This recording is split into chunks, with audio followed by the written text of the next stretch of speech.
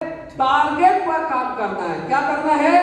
Target को focus करना है और टारगेट के ऊपर काम करना है। हमेशा क्या होता है, देखिए जिंदगी में दो टारगेट होता है, long term target then short term target. Long term target क्या है? डायमंड बनना।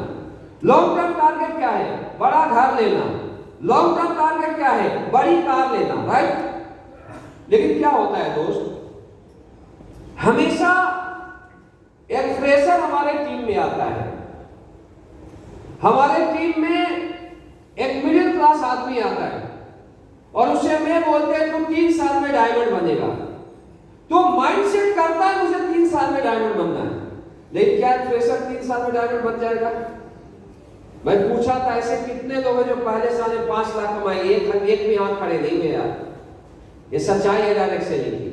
तो अब होता क्या है कि अगर वो 2 साल तो काम करता है, मेहनत करता है, लेकिन 2 साल मेहनत करने के बाद जब वो टोपाज बनता है या रूबी स्टार बनता है तो आदमी होपलेस होना शुरू कर देता है, क्योंकि जो टारगेट है वो बिल्कुल सटीक और प्लानिंग के मुताबिक नहीं बताएगा, राइट और रॉन्ग। तो हमेशा लॉन्ग टर्म टारगेट आपको लोगों को देना है, लेकिन लॉन्ग टर्म टारगेट तुरंत नहीं बताना है। कोई भी लॉन्ग टर्म टारगेट आप ये बोल दो आप 5 साल में डायमंड बनोगे, राइट। लेकिन उससे ज्यादा जो आपको फोकस करना है शॉर्ट टर्म टारगेट पर करना। शॉर्ट टर्म टारगेट 1 करोड़ कमाना थोड़ा टफ लगता है आम आदमी के लिए, राइट है ना। डायमंड बनना आम आदमी के लिए टफ लगता है। लेकिन मैं आपको ऐसे बताता हूं, एक आम आदमी के लिए बताते हैं यार तू बिजनेस ज्वाइन कर, तू डायमंड ही बनेगा, तू ब्रांड एम्बेसडर बनेगा, लेकिन वहां तक पहुंचने के लिए तुझे कंपनी को टारगेट को जीतना पड़ेगा, राइट। अब कंपनी का टारगेट कितना है? ओनली फॉर 1400, 1400 एसपी, 1400 एसपी, किसी के लिए 1600, किसी के लिए 1900। तो अगर 1400 एसपी का टारगेट हर लीडर से लगाते हो कि तुझे इस टारगेट को पूरा करना है, इस टारगेट को पूरा करने के बाद ही आप डायमंड बन सकते हो, इस टारगेट को पूरा करने के बाद ही आप करोड़पति बन सकते हो, तो सबसे ज्यादा जो फोकस करना है आपको वो शॉर्ट टर्म टारगेट, कंपनी के टारगेट। और कंपनी का टारगेट क्या है? Monsoon bonanza Jaisalmer target, right. तो आज के बाद यहां से जाने के बाद जितने भी लीडर हो 18 जुलाई से लेके 20 अक्टूबर तक का टारगेट है। अब करना क्या है आपको? हर आदमी के डायरी में यह टारगेट नोट होना चाहिए कि मुझे कितने तारीख को कितना बजे जैसलमेर बोनांजा टारगेट मुझे अचीव करना है, टाइम। दूसरा जो आप टारगेट लगाओ, कभी भी टारगेट सपोज कीजिए टारगेट कब तक है? 20 अक्टूबर तक। 20 अक्टूबर का टारगेट मत बनाओ। हर लीडर का टारगेट होना चाहिए। सबसे पहला तो ये होना चाहिए मुझे टॉप 10 में आना है, दम है तो। और अगर वो नहीं होता, क्योंकि यार आप एवरेज बन के कभी भी दुनिया में बड़ी कामयाबी नहीं ले सकते। बड़ी कामयाबी लेना है तो एवरेज से बाहर निकलना पड़ेगा। कॉमन लोग कभी भी दुनिया का चक्रवर्ती सम्राट नहीं बनते, राइट। कॉमन लोगों की दुनिया में कोई भी नहीं पूछता और भीड़ का हिस्सा बनते। हमेशा दुनिया सलाम करती है जो टॉपर होते हैं। मेरी बात समझ आ रही है? तो टॉपर लोगों का टारगेट हमेशा कॉमन लोगों से बड़ा होता है। तो आपको यह देखना है कि मुझे कंपनी के ये आग हर लीडर को होनी चाहिए कि मुझे टॉप 10 में आना है, मुझे टॉप 20 में आना है। क्योंकि जब तक बड़ा टारगेट नहीं बनाओगे, आगे नहीं रहोगे, तब तक आप बहुत फास्ट ग्रो नहीं कर पाओगे। देन अगर ये नहीं हो पाया तो हर लीडर का टारगेट होना चाहिए कि मुझे 1 सितंबर तक मुझे कंपनी के टारगेट को जीतना है और मेरे टीम में भी कंपनी के टारगेट को अचीव कराना है। कब तक? 1 सितंबर, राइट। अरे पूरा कैसे होगा?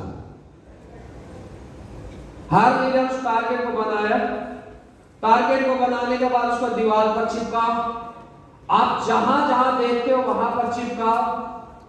चिपकाने के बाद टाइम, क्या कबूतर फिर उड़ रहा है क्या? कोई बात नहीं, सब लोग परेशान हैं, पता नहीं कब ऊपर से आ जाए कुछ। ओके, भगा दो अपने सामने से। अब कोई बात नहीं, अगले बार से एक कोशिश करना, हॉल वाले को बता देना सर कबूतर को भगा दे क्योंकि दिक्कत आती है, राइट। और उसे मारो नहीं, थोड़ा देर का ट्रेनिंग है, बाद में भाग जाएगा। अब आपको क्या करना है, टारगेट तो लोग बनाते, किसी से पूछो क्या आप क्यों कितना टारगेट अचीव करेगा, सर 1 सितंबर तक 5 लीडर टारगेट अचीव करेंगे, सर 1 सितंबर तक 10 लीडर करेंगे, ऐसा बोलते हैं नहीं बोलते। लेकिन आप मुझे बताइए अगर 5 लीडर टारगेट अचीव करेंगे तो कम से कम भी 100 सेल की जरूरत है। कितना? 100 सेल। 1400 एसपी इधर, 1400 एसपी इधर, एक में 2800 एसपी। लेकिन एक सेल ऐसा होता है कि 2 से भी काउंट हो जाता है, राइट। तो मैं 20 सेल मान के चलता हूं। 100 सेल अगर आएगा तो आपके टीम में 5 टारगेट अचीवर होंगे।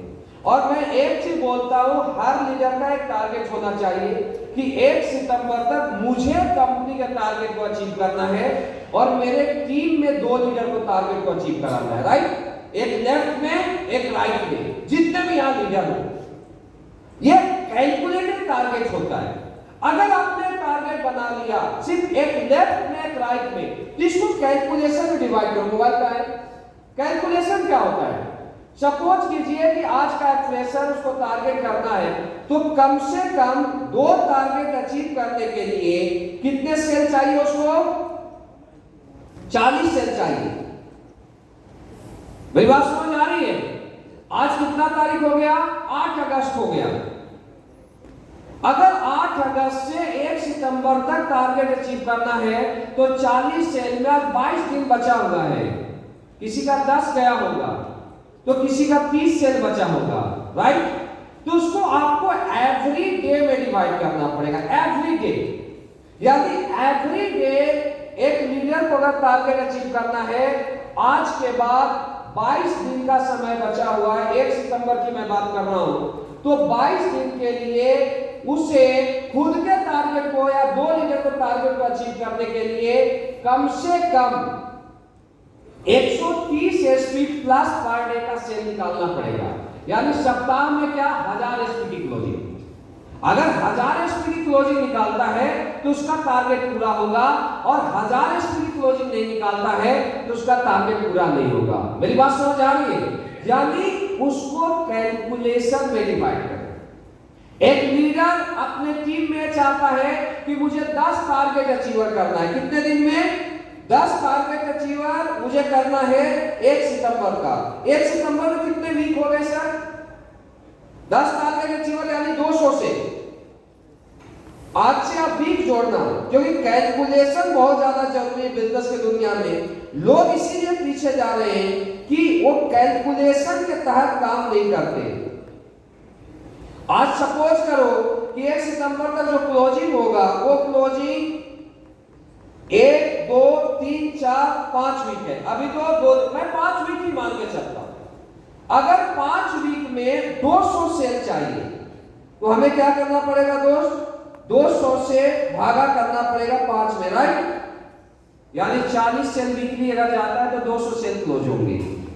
अब 40 में अगर हम भागा करते हैं 7 से, अगर पर डे का सेल देखें तो पर डे का 5.71 आता है, यानी लगभग 6 सेल क्लोज होना चाहिए।